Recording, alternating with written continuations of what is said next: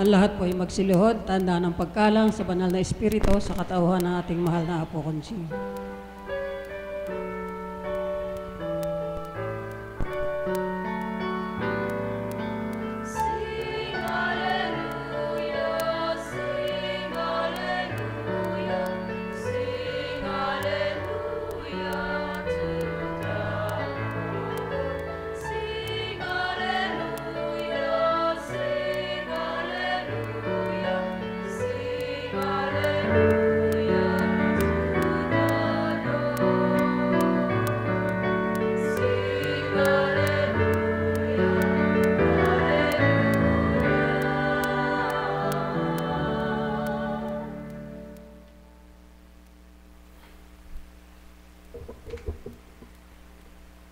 Sumainyo ang kapayapaan.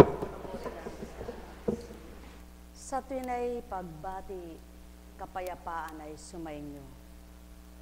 Sapagkat sa kapayapaan, kapag ito ang tinaglay ng sinuman, anong kagulumihan at kalituhan ang maghahari? Anong masamang pag-iisip ang mangunguna? Anong kalooban na di mabuti ang mararamdaman? Tuwirang kalinisan ang dapat ng sinuman na anak ng Ama na binuhay sa kalupaan, upang sa malinis. Kung tuwiran lamang nga na ang lahat ng tao'y maghahari ay ang banal na espiritu, sinong katauhan ang magkakaroon pa ng malalim na tinik sa puso nito?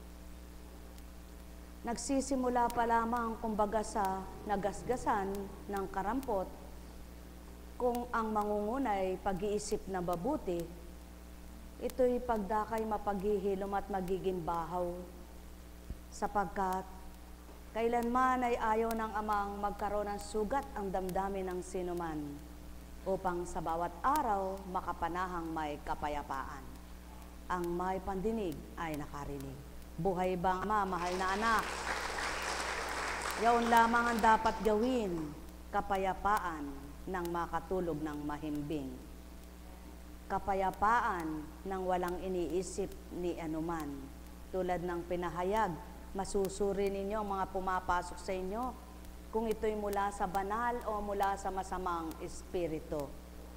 Kapag ang pinapasok sa isip ninyo ay pagkabahala na, pagkayamot, pag-aalala, pagkatakot, hindi na ito sa mabuti. Sapagkat ang lahat ng ito'y sa masamang espiritu nagmumula. Kaya may mga taong lumalalim ang pag-iisip, lumalawak ang naaabot ng isip sa hindi naman maganda, nang dahil naroroon yung masamang espiritu na tinatalo ang diwa. Kung ano-ano lahat ang sinisiksik, kaya nananaigang masama, napapailalim ang mabuti. Kaya mga mahal, pagarian kayong lubos. Buhay ba ang Diyos? Buhay ba ang Diyos? Tapat ba ang Diyos? Gaano man kabuti ang layunin ng tao kapag nasamahan ng masama ang pag-iisip, tapos na lahat ang layunin ito. Sapagkat hindi mangingibabaw ang mabuting layunin kapag ang pag-iisip na masama ang naghari. Kaya't ang layon at nasa ng Ama, gawing marapat na sa bawat isa, siya ang tanggapin, siya ang pangunahin. Mula kay Mateo. Nang sandaling iyo'y lumapit kay Jesus ang mga alagad at nagtanong, sino po ang pinakadakila sa kaharian ng langit? Tinawag ni Jesus ang isang bata. Tandaan ninyo ito. Kapag hindi kayo nagbago at tumulad sa mga bata, hindi kayo mapapabilang sa mga pinag-aharian ng Diyos. Ang sinumang nagpapakababa ng gaya ng batang ito ay siyang pinakadakila sa mga pinaghaharian ng Diyos. Buhay ba ang Ama? Kaya kung sama-sama kayo na parehasang mataas ang inyong kaisipan at ayaw magpakababa, walang damdaming kababaan, kailanman hindi mangingibabaw ang kabanalan. Subalit kung may mga kasamahan kang matataas, matatarik ang kalooban, at hindi nagpapatalo, ayaw magpatalo, ikaw magpakababa ka, tanda ng pagpapakababa mo, kalooban naman ang amang naghahari sa iyo. At saunawa ang mapagharian ng tao sa puso't isipan ng ganang kababaan at hindi ang kataasan. Ang wika nga, puno mang kay tayog, kay lawak ng kanyang mga sanga, subalit kung pait ang lasa ng mga bunga, wala pa rin silbi kapag kinain mo siya. Kaya't anuman ang narating at naabot ng sinuman, kung ang katarikan ay taglay-taglay, wala pa rin silbi ang magiging kanyang buhay, sapagkat hindi siya mapaghaharian kailanman ng amang walang maliw sa pagmamahal. Anong silbi ng mga nakamtan? Anong silbi ng mga nakamtan na yan? Ang wika nga'y panglupa lamang. Subalit kung ang nakakamtan mo ay tuwirang mula sa Ama, wala ka man ng anumang yaman, ang kasiya at kagalakan ay nasa puso mo naman, araw-araw maligaya at masaya at nalilibang ka kapag ang pinagninilayan mo'y mga salitang banal. At ang isang taong masama ang pag-iisip, kapag may narinig siyang hindi niya gusto, may naglalaro na sa kanyang isip. At ito ang taong masama ang pag-iisip. Sapagkat kung mabuti ang pag-iisip ng tao, ano man ang kanyang naririnig, napapabuti niya kahit ito'y masama, kaya't nawawala ang damdaming hindi mabuti. At siya ang dapat na maganap sa lahat ng tao. Yaong kung tunay na kilala ang Ama at tunay na nararamdaman siya, pinapatay niya yung mga pumapasok na hindi dapat sa isip niya. Hindi tanggap lamang ng tanggap, sapagkat sino ba ang mabuting espiritu para maghaka-haka ng masama sa isip ng tao? Kaya't ang taong mapaghaka-haka sa kapwa-tao ay isang masamang layunin na ang naghahari masamang espiritu. Kaya't kapag ang taong napaghaharian ng banal, kailanman ay hindi mapangingibabaw ang mga pumapasok na hindi maganda ayon sa nakasasama at nakapagpapahamak sa kanyang kapwa. Bagkos, ang tunay na nababuti at nasa kabutihan at banal na espiritu, masama na nga ang sinabi ng kapwa niya, pinabubuti pa niya. Sa gayon, walang mapipinsala sa mabuting isip at damdamin niya. Pinagaganda ng mga pangungusap niya ang masamang nasambit ng kapwa niya. Hindi niya pinasasama na ang mabuti lalo pang pinasama. Paanong paghaharian ng banal at paano maghahari ang amang tunay na naghahari sa kabutihan ang gayong uri ng taong nilalang. Mga mahal, wala namang magagawa ang tao kapag ayaw ng Ama. Subalit lahat ng gustuhin ng Ama, hindi man gusto ng tao, magagawa niya. Kaya't ang nasa pagkahari ng Ama at paghahari ng Ama ay nasa pagkatao ng mga tao na tumanggap sa Kanya, makikita mo sa mga ginagawa nila sa kapwa-tao. Silang nagiging kaparaanan at nagiging daan kung papaano ang paghihidwaan ay nagiging mabutihan. Ang lumalayong kapwa-tao ay nilalapit nito upang masyahan at malugod ang Ama sa ginagawa nila. Yaon ang mabuting espiritu at yan ang gawa ng Espiritu Santo. Ang may pandinig ay nakarinig. Kaya't ang pagmimithi ay walang humpay kung papaano ang kapwa-tao ay maakay sa liwanag, sa tamang daan ng katotohanan, upang kung papaano siya nakadama at nakakilala, makatulad din sa kanyang kapwa niya, upang ang bawat ginawa niya ay maging kalugod-lugod na tuwiran sa Ama. Buhay ba ang Ama? Kaya, nais niyo bang patuloy na malugod ang Ama sa inyo? Maging isang kaparaanan nawa kayo at daan ng kapwa nyo, na kung sino ang may batid na sama ng loob, hindi na palalim, kundi na paghilom. Ang may sinong alam na may hidwaan, hindi nagkawatak-watak, kundi nagkamabutihan. Yaon ang banal at yaon ang banal na nagahari sa tao, kaya't madali mong masuri ang gawang banal na espiritu at masamang espiritu. Sumayinyong kapayapaan, pagharian kayo. Nekkarameneyahanam, nekkarameneyahanam. Buong tapang mong sasambitin ang kabutihan at makabubuti, magalit man sa iyo ang kapwa mo, tinutuwid mo sa maling gawa ito. Hanggang sa hindi mo namamalayan, nagkakamabutihan kayo nang dahil kung tumanggap at naging mabuti ang kausap mo, nagkamabutihan kapwa kayo at nagkaisa't nagkasundo, lalong nagalak ang puso nyo. Yaon ang Ama, iyan siya kung maghari sa mga anak niya. Kaya't ang may pandinig ay nakarinig. Nekkarameneyahanam, nekkarameneyahanam, nekkarameneyahanam. Nang dahil nga, kung minsan kay linis ng iyong bahay, di mo alam kung saan nagdaan ng isang putakti na gumagawa ng sarili niyang bahay para dumihan ang tahanan mo. Ganyan din ang tao.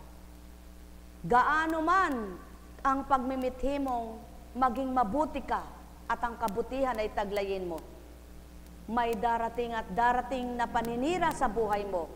Subalit, kung tunay na ang Ama ang naghahari sa iyo, kailan may di magagapi ka ng nais gumapi sa iyo.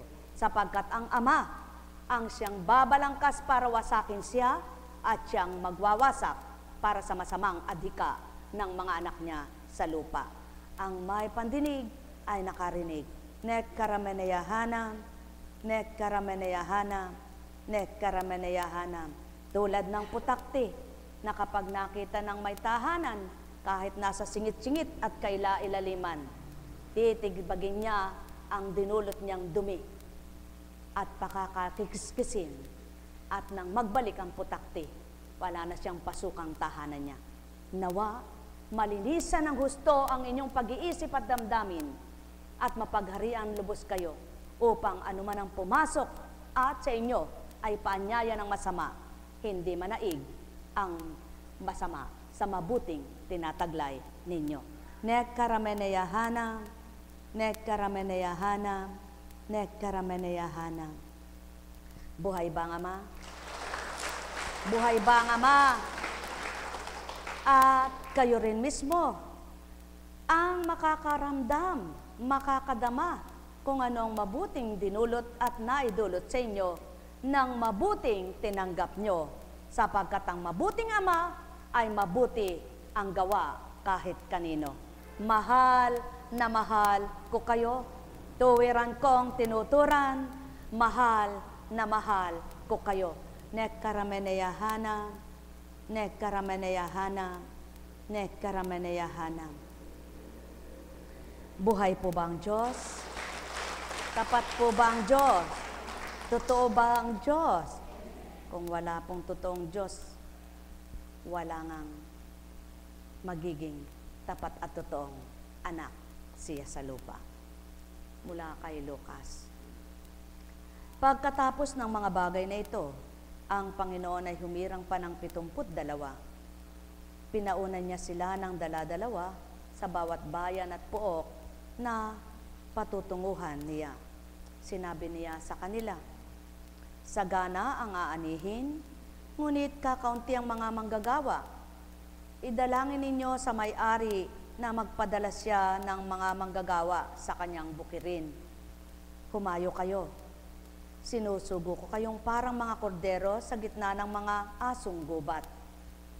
Huwag kayong magdala ng lukbutan, supot o panyapak. Huwag na kayong titigil sa daan upang makipagbatian kanino man. Pagpasok ninyo sa alinmang bahay, sabihin muna ninyo, maghari nawa ang kapayapaan sa bahay na ito. Kung maibigin sa kapayapaan ang nakatira roon, sasa kanila ang kapayapaan. Ngunit kung hindi, hindi sila magkakamit nito. Manatili kayo sa bahay na inyong tinutuluyan, kanin ninyo at inumin ang anumang idulot sa inyo.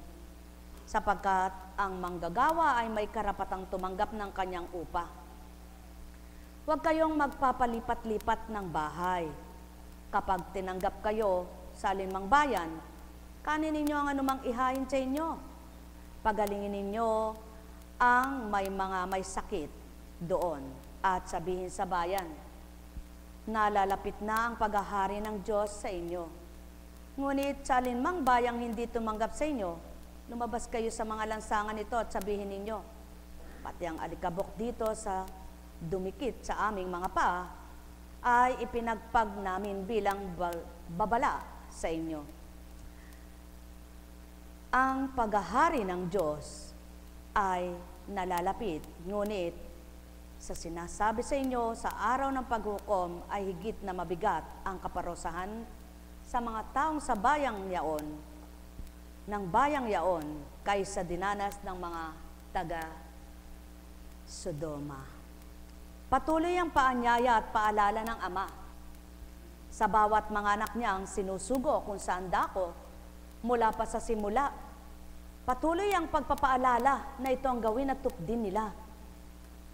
Patuloy na yaon ang hain at handog. Walang dilit iba, kundi ang mabuti. Walang dilit iba, kundi ang mga banal na salita. At ang pagpapalaya, pagpapagaling ng mga may karamdaman. Noon ngayon at magpakailanman, iisa lamang ang layunin ng Ama, ang mabuklod ng Ama ang mga anak niya. Subalit, sino nga baga ang tunay na tatanggap? Kung sa kabila ng batid lahat ang mabuti, ngunit nandyan pa rin, nakapapasok pa rin ang masasamang pag-iisip na hindi makapangibabaw, hindi makapaghari, yaong dinadamang puso mo na naroon ay Ama.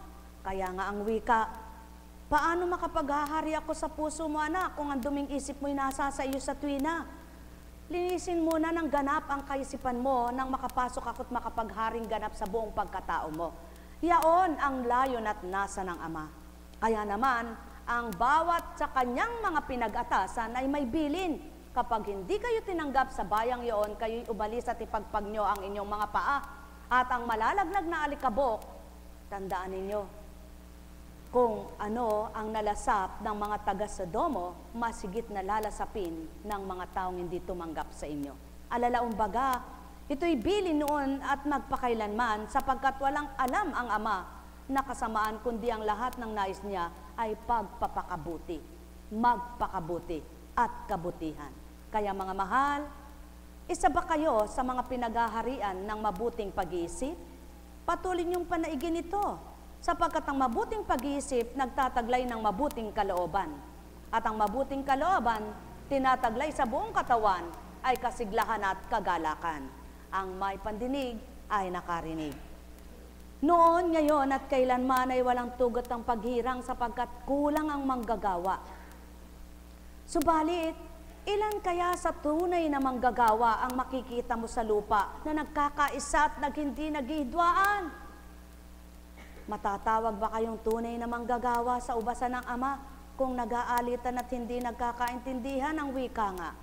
Kaya't maging isang tunay na halimbawa, ang bawat kaloob ay naging mabuti sa tinanggap at tumanggap sa kabutihan ng Ama. Mga minamahal ko, sumainyo ang kapayapaan. Madaling sabihin ang magpakabuti, mahirap gawin kung puso mo'y di mabuti ang nilalaman. Madaling mangusap ng kabanalan, subalit kung ang dungis sa isipan ay naroon pa rin naman, magkakabatik pa rin ng putik ang damdamin, hindi ganap malilinisan. Kaya't ang wika ng Ama, patuloy niyong mithiin dakong mangibabaw upang ang paghahari ko'y hindi magkaroon ng kamatayan kaninuman. Yaong sa inyo'y mga tinanggap ay mapahalagahan, yaong banal na hindi ninyo nakikita, banal na espiritong nakikisa't nakitungo sa bawat isang anak na tuwirang kumilalat tumanggap upang mapagharian. Nekkarameneyahana, nekkarameneyahana, nekkarameneyahana. Buhay bang Ama? Buhay bang Ama? Purihin, purihin ang Ama. Mapalad ka. kung paano yung pinakita sa'yo na liwanag, manahan nawa ito sa'yo. Sa kabila man ng ganyan ang pisngi mo, ngunit kung hindi tabingi ang pananaw mo at pagkilala mo sa Ama, kundi diretso mo na siyang nakilala nang bigyan ka ng panibagong buhay, ay maligaya ka pa rin makapananahan sa lupang ito habang hindi nagdaratal at dumaratal ang wakas. Sapagkat ilang pong beses mang bigyang pagkakataong mabuhay ang tao, daratal at daratal ang takda ng kanyang kamatayan. Sapagkat walang taong nabuhay ng buong panahon na hindi siya nagbalik sa alabok. Buhay ba ang Ama? Kumusta ka na? Paano mo ba kakamti ng masarap na pagtulog bilang anak ng Ama? Subukan ninyo kung di kayo makatulog. Gunitin nyo yung mga salitang banal. Kung mayroon kayong mga napapakinggan na mga salitang banal, na ang mga nagsasalita doon ay gusto ninyo at hindi labag sa kalooban ninyo. At yung nakikiisa kayo na totoo, hindi yung banal na banal ang sinasabi, ngunit yung nagsasalita ay ayaw nyo. Totoong totoo at katotohanan at pawang katotohanan ang sinasabi, ngunit ayaw nyo yung taong nagsasalita, di pa rin kayo nasa katotohanan. Sapagkat kung kayo nasa katotohanan, sino man ang kapwa nyo nangungusap at nagsasalita, ang ninanamnam nyo ay ang salita at hindi ang kapwa ninyo, taong nangungusap. Sapagkat nasa Ama na ang kahatulan kung ang bawat hinahatulan ninyo ay totoong mali at ang ginagawa naman nila ay di rin pawang tama. Subalit kung nakapangungusap sila ng tama at ikaw ay nakikinig na mabuti at ikaw ay mabuti ang lima ng isip at damdamin mo, ikaw mismong makikinabang kung may kamalian at kasalanan ang kapwa mong nangungusap. At gano'n naman katotoo na yung hinahatol mo sa kapwa mo, gayon nga siya. Paano naman kung yung hinatulan mong kapwa mo tao ay totoo nga at ikaw na humahatol ang hindi totoo, ikaw ang parurusahan. Buhay ba ang Ama? Kaya, upang kapwa walang parusahan at wala kapwang pag-isipan ng hindi nararapat na ganti ng Ama, magpakatotoo ang bawat isa. Magpakatapat ang bawat isa. Sapagkat, kung sinugo ang kapwa mo o ginamit ng Ama ang kapwa mo sa hindi mo namamalayan at may isip kang kaiba, baka hindi mo namamalayan nga ang nagaganap sa buhay mo, masigit kang makasalanan. Buhay ba ang Ama? Mga minamahal, kay buti ng Ama, kay dakila niya, sapagkat siyaon ang pagkatao. Ganyan ang tao. Madaling humatol, madaling humusga ang isip at puso nito. Subalit, gaano katotoo na lahat ng iniisip ng tao ay gayon nga ang kapwa tao nito. Kaya't kung papaano tinatawag ay Ama, Ama, Ama, patotoong kapag ang Amang nangungusap sa iyo, ipaiibig niya sa iyo ang kapwa mo. Hindi niya pagagalitan at sasabing, layuan mo yan, hindi totoo sinasabing yan. Yaon ang masamang espiritu. Nangungusap ng hindi totoo yan, samantalang kay ganda at kay buti ng sinasabi. Bakit? Sapagkat kung papaano ang espiritong masamay mainggitin at maselusin, ganyan ang ipapasok sa iyo bilang tao. Sapagkat ang Ama, mapanibughuin man, alam niya ang dapat niyang ipanibugho sa kanyang mga anak, hindi pagdakakarakay namninibugho ito. Kundi nasusuri niyang mabuti ang mga anak niyang marapat niyang ipanibugho at gawin niyang marapat na ang bawat paninibugho niya ay di ganting masama, kundi pagpapaulat, pagpapaalala at pagbabala pa rin naman. Mga mahal, sumainyong kapayapaan, pagharian kayong ganap. Nek karameneyahanam, nek karameneyahanam, nek karameneyahanam. Alalaumbaga, kung lahat nga lamang ng tao ay totoong tatanggap sa kapwa-tao, at kung totoong pandamang mula sa banal na Ama, mapapatotohanan ang pagmamahalan ay tapat sa kalooban. Nek karameneyahanam, nek karameneyahanam, Nekkarameneyahanam. Buhay ba ang Ama? Tapat ba ang Ama? Totoo ba ang Ama? Nasubukan mo na ba yung hindi nakatulog? Mahirap ba? Sadyang mahirap yan. Kaya nga, bilang Apo Kunching ay ayaw na, o bilang tao na lang, bilang Kunching, ay, di bali na. Mahirap ang nasa pagkatao. Bakit? Kapag ikay nasa pagkatao, konti lang pagkainis, gusto mo nang manugod ng kapwa mo, di ba? Konti lang salita, gusto mo nang sitahin ang kapwa mo. At habang hindi mo nagagawa yun, nagpupuyos ang damdamin mo, ngit-ngit na ngit-ngit ka bilang tao. Kahirap niyan. Buhay ba ang Ama? Kaya, upang mawala na ito sa damdamin at pag-iisip nyo bilang tao, aba, panaigin nyo Diyos, Espiritu. Yan ang pawang katotohanan, yan ang sakit na mahirap gamutin sa taong ayaw tumanggap. Mahal na mahal ko kayo. Tuwiran kong tinuturan, mahal na mahal ko kayo.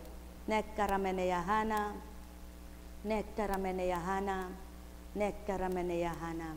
Kaya makikita pa rin ang tunay na may damdaming mabuti pagkatapos ng kanyang sama ng loob at pagdaramdam at nang ibabaw ang Ama, napaparam at napapaklit ng lahat sapagkat may takot sa Ama.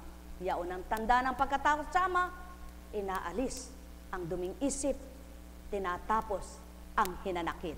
Pagharian kayong lubos, nekkarameneyahanam, nekkarameneyahanam, nekkarameneyahanam.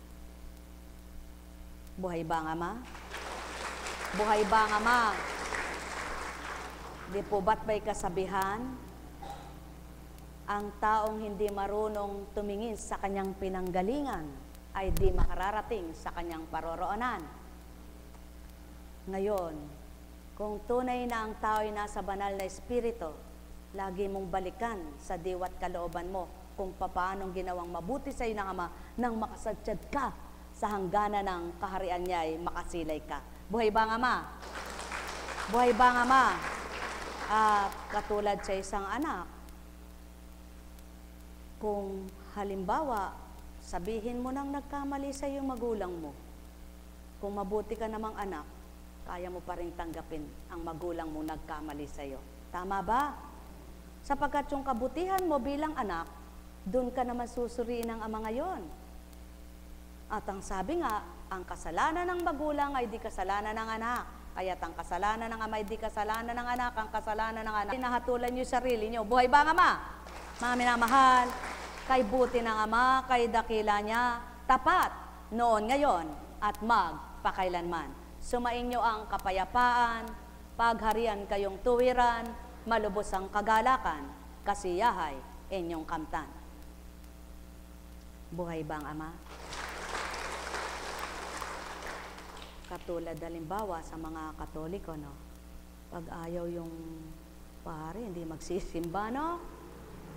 Alam niyo po, kung tunay kayong nakabukas ang pangunawa at nakabukas ang inyong pananampalataya, hindi niyo pagmamasdan kung sino yung pare na magsisimba, na magmimisa. Sapagkat ang pag-aalam ng puso ninyo at pag-aalam ng isip niyo makapakinig ng mga homily o mga banal na salita, yun ang nag-ahari sa inyo, hindi yung kung sino yung aabutan yung pare.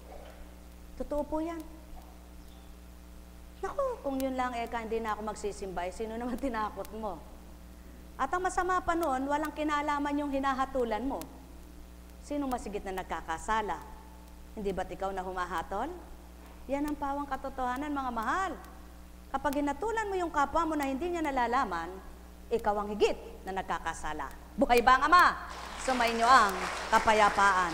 Kaya, limiin, tantuin, suriin ang mga ginagawa ng bawat isa upang kung anong mabuting ginawa mo'y ganting mainam ang kamtin mo. Mula kay Nehemias, sa aklat ni Nehemias. Sumapit ang ikapitong buwan ng taon at ang mga Israelita ay nasa kanila ng bayan. Nang unang araw ng buwang iyon, nagkatipon silang lahat sa Jerusalem, sa liwasang bayang nasa makapasok ng pintuan patungo sa tubig. Hiningi nila kay Ezra ang aklat ng kautusan ni Moises na ipinatutupad ni Yahweh sa bayang Israel. Si Ezra ay isang saserdote at dalubhasa sa kautusan na sinugo ni Yahweh ng panahon ni Moises. Kinuha nga ni Ezra ang aklat, dinala niya ito sa kapulungan, binubuo ng mga lalaki, babae at mga batang may sapat ng gulang at pangunawa. Mula sa umaga hanggang tanghali, binasa niya ang kautusan sa harapan ng mga taong natitipon sa liwasang bayan. Ang lahat naman ay nakinig na mabuti. Siya ay nakatayo sa isang entabladong kahoy na sadyang itinayo sa pagkakataong iyon. Sa kanan niya ay nakatayo sina matititan ng lahat sapagkat mataas ang kanyang kinatatayuan. Ang lahat ay tumayo nang buksan niya ang aklat. Purihin si Yahweh ang dakilang Diyos, ang wika niya. Ang lahat ay nagtaas ng kanilang mga kamay at sumagot, Amen, Amen. Pagkatapos, nagpartira pa sila bilang paggalang kay Yahweh.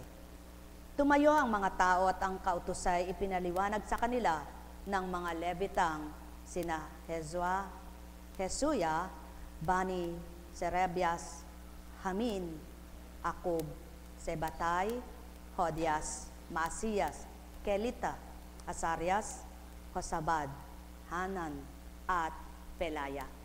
Binasa nila ng maliwanag ang batas na ito ng Diyos at ipinaliwanag na mabuti ang kahulugan. Nang malaman ng mga taong dapat nilang gawin ayon sa kautusan, nabagbag ang kanilang kalooban, ano pat sila'y napaiyak. Ang araw na ito ay dakila kay Yahweh sa inyong Diyos, wika niya nina Nehemias at Ezra at mga Levita. Nakikinig ang mga tao at umiiyak. Kaya't sinabi nila, huwag kayong umiyak, wika nila. Umuwi na kayo at magdiwang. Ang walang pagkain at inumin ay bahagi na ng mayroon. Sapagkat ang araw na ito'y dakila kay Yahweh. Ang kagalakang dulot niya ay magiging kagalakan ninyo. Ang mga tao ay inaliw ng mga Levita at pinatahimik ang mga ito, wika sa kanila, walang dapat malungkot sa inyo sapagkat ang araw na ito ay banal. Umuwing masaya ang lahat upang magdiwang. Kumain sila at uminom at binahagi na naman ang wala. Silang lahat ay nagdiwang sapagkat naunawa nga nila ang ipinaliwanag sa kanila. Yaon ang nadarama ng mga taong may pangunawa. Ang kalooban nila'y naaantig. Yaon nga ang patutuong ang banal na espiritu sa oras na yaon ay nararap sa Ama. Kaya naman kung paano nila tinanggap ang Ama, ang wika'y huwag kayong umiyak. Sapagkat yaong oras na yaon ay tanda ng paghahari ng Ama sa buhay nila. Kaya't kung paano mo tinanggap sa buhay mo ang Ama, dapat maging galak na habang nabubuhay ka, ay siya sa buhay mo. Buhay ba ang Ama? Kaya, sino ang totoong nakaramdam sa Ama? Sino ang totoong kumilala sa Kanya? Sino ang naulatan ng mga banal na salita na tunay na tumimo sa diwa niya at kalooban ay pumasok? Nanamnam niyang lubos ang hindi naghilom ang sama ng loob, ang hindi naparam ang hinanakit at pagdaramdam, ang nawala ang tinik. Kung magkagayon at di nagaganap ito, taong-tao pa rin sa bawat araw na tumatalim at sumusunod. Kaya't huwag na kayong magtaka kung sa kabila ng mga tinudulot ng Ama, wala pa rin nakikita, kundi ang mga problema, kundi ang dinadala, kundi ang mga dulot na di maganda, sapagkat ang kabutihang loob ng Ama ay di pa mahinagap ng isip ng bawat isa. Kaya, kung tunay na nasa puso ng tao ay Ama at ang salita niyang tinanggap upang mapagliwanag ang diwa, kailanman ay hindi nagagawin yaong magpahirap ng kalooban ng may kalooban at manakit ng damdamin ng sinuman. Sapagkat kung paano pinaghilom ng Ama ang kalooban nila, sila rin ay gagawa ng mabuti upang maibigay sa kapwa-tao ang nararapat na ganti mula sa Ama. Mahal na mahal ko kayo, tuwiran kong tinuturan, mahal na mahal ko kayo. At kung ganito nga lamang ang lahat ng nagsasabing Panginoon ko at Ama ko, damdamin nila'y totoo at ang kalooban nila'y nabago, sino ngang hindi sasaya't sisigla sa bawat araw at gabi man habang nabubuhay. Tandaan ninyo, mga minamahal ko, kapag nararamdaman ninyo ang bigat sa inyong kalooban at siya ngang totoong suma sa inyo. Pagharian kayo sapagkat ang bawat araw na kaloob ng Ama'y pag-asa, kaya't ang bawat magkaisa at nagkakaisa sa Kanya, nagkakaunawaan pawa sila at nagdadamayan bilang nagmamahalan na mga anak niya. Nekkarameneyahanam, nekkarameneyahanam, nekkarameneyahanam. Buhay ba ang Ama? Tapat ba ang Ama? Totoo ba ang Ama? Kaya, kapag hindi mo na ginawa ang may narinig ka lang kaunting salita sa kapwa mo na hindi mo napatotohanan at di mo pa napapatotohanan ay nagalit ka na, magnilay na kayo. Baka hindi nyo namamalayan, nasisingitan kayo. Buhay ba ang Ama? Buhay ba ang Ama? Tapat ba ang Ama? Totoo ba ang Ama? Kumusta ka na? Kumusta ka na? Kumusta ka na? Kumusta ka na? O, di ba? Tatay, kapag ginusto ng Amang pasiglahin at palakarin ka, walang imposibleng ito'y gawin. Buhay ba ang Ama? Kaya sa inyong lahat, sumainyo ang kapayapaan. Lamang makita nawa ng Ama at totoo niyang makita at masuri sa damdamin nyo, totoong siya'y suma sa kalooban ng bawat isa. Sapagkat alam niya kung nasa puso niyo siya, batid niya kung ang salita niyang nangungunat naghahari sa bawat isa, at batid din niya kung anong nilalaman ng isipan at nilalaman ng kalooban. Kaya't huwag kayong magtaka kundi kayo makadama ng ligaya. Kahit anong gawin, wala kayong madamang kasiya-siya. Subalit, kung sa kabila ng pinagdaraanan nyo'y masaya at nakakatawa kayo, at di nababaka sa mukha nyo ang mga lalahanin nyo, paghahari ng Ama ay buhay na buhay sa inyo. Mahal na mahal ko kayo, tuwiran kong tinuturan, ganang katauhat pagkataong nilalang, di may tuturan may sasambit ni anuman. Yaw mga inyong narinig kung kayo'y may pandinig, sa katotohanan kayo'y mamulat mandinyaan. Mahal na mahal ko kayo, tuwiran kong tinuturan, mahal na mahal ko kayo. Nekkarameneyahana, nekkarameneyahana, nekkarameneyahana. Kay sarap ng buhay ng tao, kung puso mo'y di bato, kundi ang naghahari sa'yo. Yaong damdamin, binuhay ng Ama. Halina, halina kayo, magnilay at magbulay. Pasalamatan niyo pang Ama kapag dumanas ng iba't iba, upang kayo ay pagtibayin at mapatotohanan. Ang pagkilos niya ay buhay, nagagawa. Puso ng kapwa mo'y maaliw ba sa tuwina? Sapagkat sa'yo nilalagak niya ang nararapat para mamahagi ka. Kaya't kung ito'y nararamdaman mo at naasa sa'yo ito, gawin mo nang malugod din siya sa iyong tuwiran. at patuloy mong makita kung paano siya kumilos sa buhay mo. At ang bawat kumilala naman at tumanggap ng totoo sa iyo, mararamdaman kung paano kumilos din ang Ama sa buhay nila. Kaya siya ang patutoong kapwa-espiritu kayo. Subalit kung ibang espiritong nag-ahari sa kapwa mo tao, at ang espiritu ng Ama ang sumasayo, mahirap mong maramdaman ang nararamdaman mo sa kanila. Sapagkat, hindi nga kapwa kayo ng damdamin. Kaya't ang wika ng Ama, pag-iisahin ko ang sa akin, at ang magkaisa ay ako man din. Mahal na mahal ko kayo, tuwiran ko ang tinuturan, mahal na mahal ko kayo. Nekkarameneyahanang, nekkarameneyahanang, nekkarameneyahanang. Buhay ba ang Ama? Tapat ba ang Ama? Totoo ba ang Ama?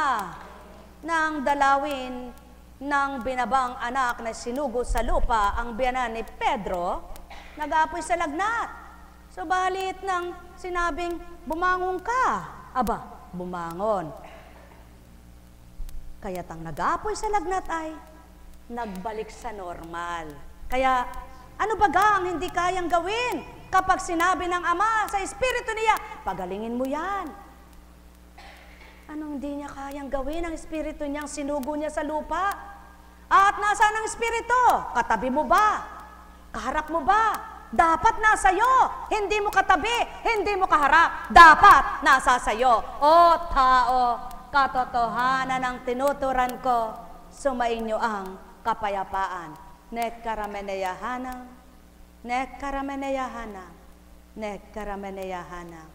Buhay ba ang Diyos? Tapat ba ang Diyos? Totoo ba ang Diyos? Buhay ba lang? Ay, iba na katabi mo.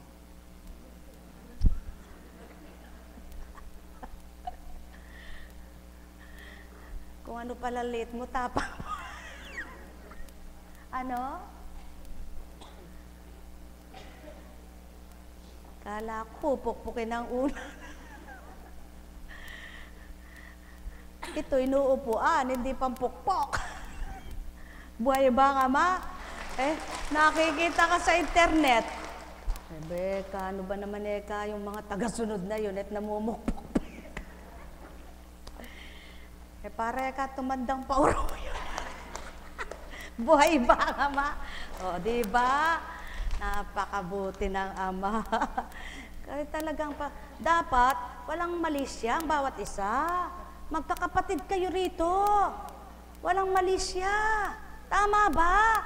Wag lang kayong maghalikan. Ngunit kung magkakapatid sa iisang Diyos na inyong nasumpungan sa dakong ito. At kahit siyang dako pa, kung taglay na ninyo, kasakasama na ninyo. Buhay ba ang Ama? Mga minamahal, sumainyo ang kapayapaan. Ngayon, kung ang katabi mo naman ay bata pa, ano? At parehas kayong bata, at gumagalaw ang kamay, pukpukin mo. Yun naman ang turo ko. Pero, simple lang. Huwag mo na ipakita sa internet. Kanya na lang. Makinig ka muna, makiramdam ka lang muna. Baka naman nangati lang siya eh. Nagalaw, nasagi ka lang. Paulit-ulit na lang. Kanina ka pa kapatid, ha? Hindi kumikibo. Kanina ka pa kapatid. Hindi pa rin siya kumikibo. Huwag ka naman sisigaw. Lumayo ka na lang. Paglabas ninyo, ano ba gusto mo? Buhay ba ka ba? Ano ba naman ang kinakalabit mo sa akin? Ano ba? Ako kamoy may asawa na. Ikaw din kamoy may asawa na. At hindi tayo pumunta rito kamo para tayo magkalabitan. Tayo nagpunta rito para tayo magpagamot ng kaluluwa at katawan. Buhay ba ang Diyos? Buhay ba ang Diyos? Pag sinagot niya, nangati lang ako. Ganun ba? Ano ba ka mo nangangati sa'yo? Yung kamay mo o yung... Huwag mo nang tanungin yun. Nangatira ng nangangati. Eh, pag bumalik ka uli, tinabihan ka. Sinadya na. Iba na usapan yan. Halika kaya po, Kunching, mag-usap tayo ka mo. Buhay ba ang Diyos? Buhay ba ang Diyos? Mga minamahal. Isang patalastas. Paalalang totoo yan. Pang-tao at pang-espiritual yan. Sapagkat kaysa lumawak, kaysa lumawig, putulin. Parang hindi naman kay buti ng Ama, kay dakila niya. Tapat at mapagmahal siya. Halika na, anak, halika na. Kanina ka pa nakatitig sa akin eh. Yan, banal na banal ka niyan paglaki mo. Buhay po ba ang Diyos? Napakabuti ng Ama. Napakadakila niya. Yan ang dapat. Kasama rin yan sa pakikipagtotoo sa Diyos. Ang pakikipagtapatan sa kapwa mo na mismo sa kanya mo sabihin, wag kung kanino pa. Tama baga? Mismo sa kanya mo iulat at wag na sa iba pa. Kung mayroon kayong nakikitang hindi nararapat at di nyo nagugustuhan sa kapwa nyo, diretsahan sa inyo na mismong bibig magmula sa kanya mismong sasabihin, hindi kung kanino nyo pinapahatid. Buhay bang Ama? Kaya, hambing sa alimuong, pag sumingaw mabaho, hali kayo din kung nababahuan kayo. Bakit? Hindi tama yung ganong pag-uugali. Alam nyo yung gayong ugali na lihim na gumagawa, ay may ugaling hindi tama. Kailangan, kapag may doon kang hindi gusto sa kapwa mo, sabihin mo para magkaintindihan, magkaunawaan kayo. Yan ay isang sinyalis ng pagpapakabuti at isang sinyalis ng banal na nagahari sa iyo. Buhay bang Ama? Buhay bang Ama? Ang minamahal, kay buti ng Ama, kay dakila niya. Kaya, kumusta?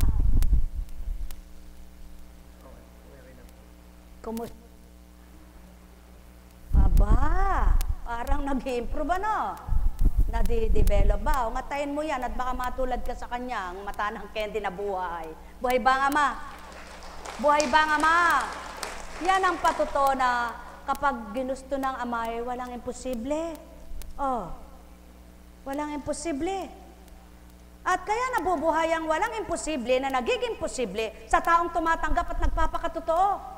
Ilang pong beses mang maitala sa banal na aklat, kahit saan nyo basahin ang posible na nagiging posible, at mga binapahayag ng kapwa nyo, kung kayong mga nakikinig ay hindi totoo, hindi magaganap ang posible na imposible. Buhay bang Ama?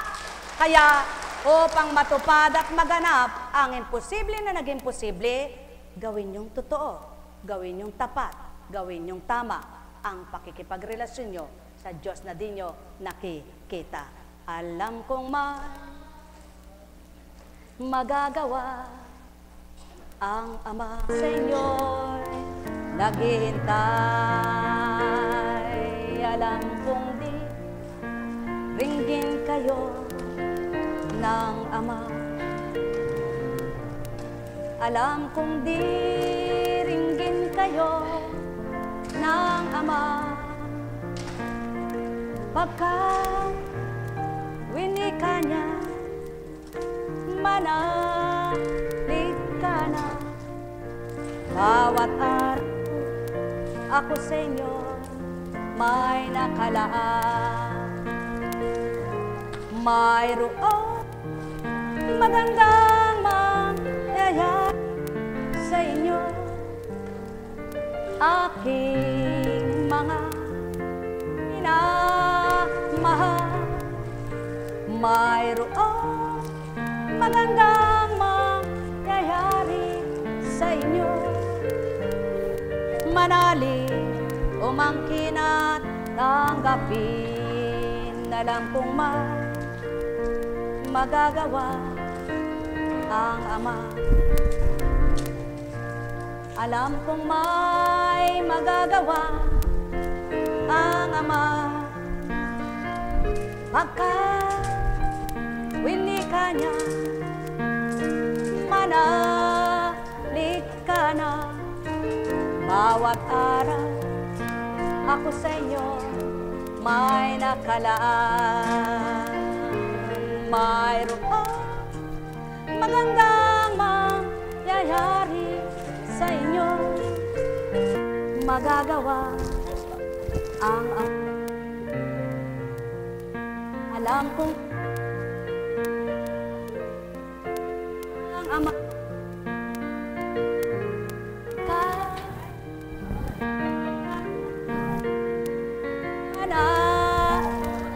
ka na. Ako sa inyo may nakalaan. Mayroon magandang mangyayari sa inyo.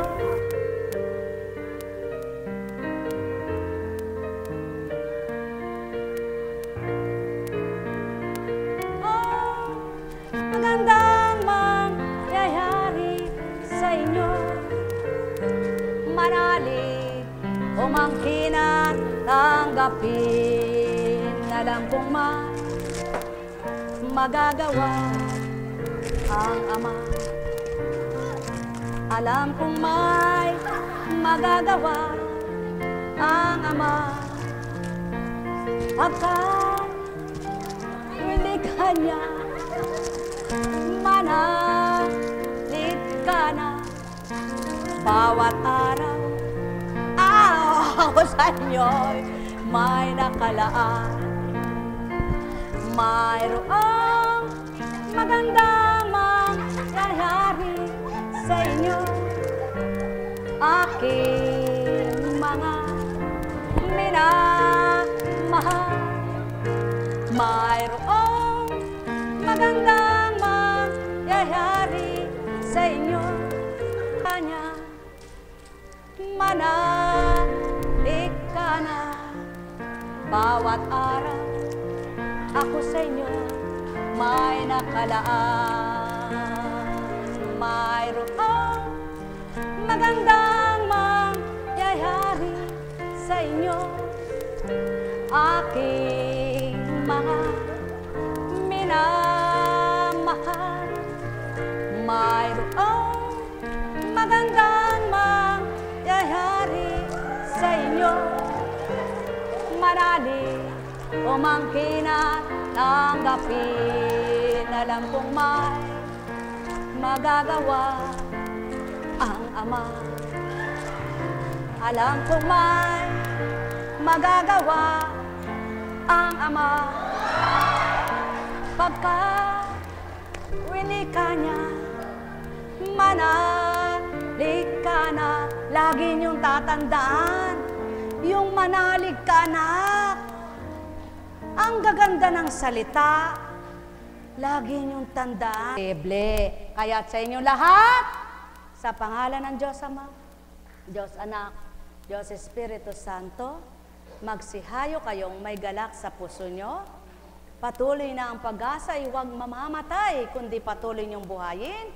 Tandaan ninyo, pagkasama-sama man ng isip ng kapwa nyo sa inyo, kapag kayo'y totoo at mabuti ang layunin at adhikain nyo, pipihitin ng Ama ang masamang pag-iisip nila sa inyo, pabubutihin niya sapagkat kayo'y nagpapakabuti.